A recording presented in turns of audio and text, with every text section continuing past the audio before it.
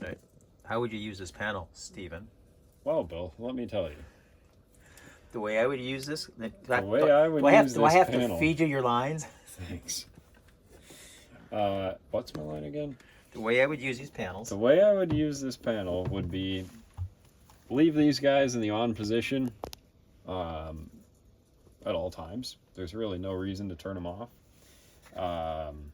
If you come into the dock, actually, here's a reason you want them turned off. Let's say you come into the dock and you want to run the Skyla to charge and the inverters to invert and not charge. Yes. Great. What you're going to do is you're going to turn these off. Uh-huh. Then you'll switch your Skyla to shore 1. Can you do that again, please? Yeah. Shore 1. And we'll fix it in post-editing. Yeah, fix that in post for me. And then, you turn on your shore 1 breaker. You get 3,000 volts.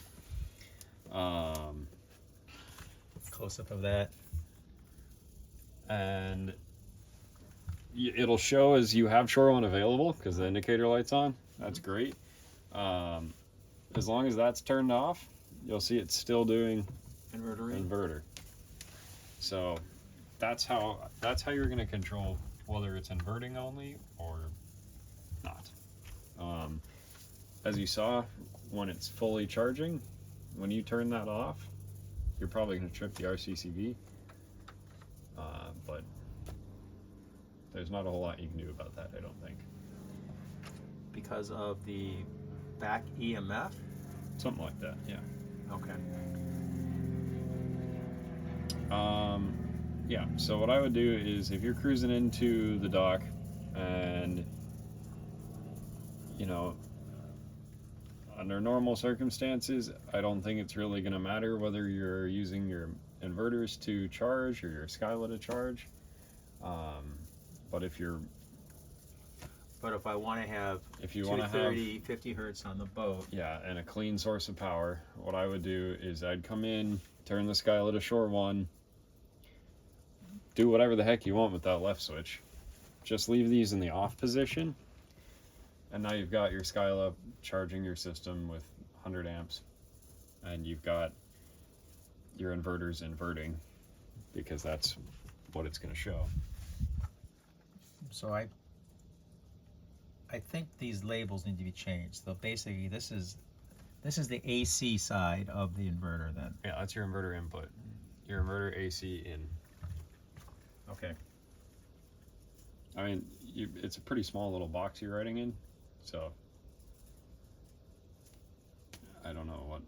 Yeah, inverter in and inverter out. You could put inverter out right here and inverter in. I don't know. Okay. Well, that new label maker that I got looks pretty good. allows me to do 3 lines. Nice. So here I could do inverter in, forward, or AC inverter in, forward. Just do inverter in. You know it's the AC because it's on your AC panel. And you don't really switch the inverter DC side. So. And then change this label to say inverter input.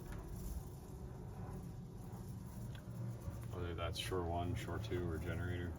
Alright. And then change this one to just be inverter. And then on your Skyla you'll have room to say just be inverter? Probably. Yeah, I do. Yeah, you got three lines. So for the Skyla you'll have I think you're gonna have off, shore 1, shore 2, generator? Generator. Yeah, that makes sense. And Fred talked about wiring the generator switch so it pulls from a generator, not from... Oh, we talked about that just a minute ago in one of your other videos. Yes. Yeah, so that's how I would do that. Alright. You'll have your charger control up there. See the little punch that I got? I did, yeah. Yeah, I think that's about it. I don't think there's a whole lot. I mean, it's for the most part, if you leave it where it is right now, You flip your, in the US, you're not going to do a whole lot more than keep these guys on. Leave shore, you turn shore one off when you leave the dock, you turn it on when you get back, whatever, or you don't. Probably doesn't matter too much.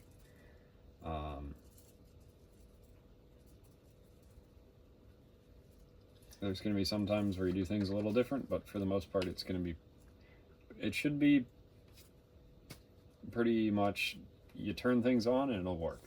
If there's a light and you turn it to that one, you should get power. Okay. I'm just thinking of all the ways in which, Johnny Deckhand, who was at the bar last night, picked up by the delivery captain today. He's down here, and the captain's, turn on the generator. Okay, well then you turn your generator on, you flip that, and then you switch that to generator. Because so you'll turn your generator on, this light will turn on, Yes. and then this light will turn on, When I rotate this, the light will turn on. and then you'll rotate the switch to it. The light will turn on when the power is available to use. That's how I would use those. See how shore 2 is dark and generator's dark? Yes. I'd keep it that way. Agreed. I think that's how they're meant to be. I think that's the standard behavior. So if there's no power there, then there's no light. And if the light's on, then in this case, you've got enough power to do whatever you want.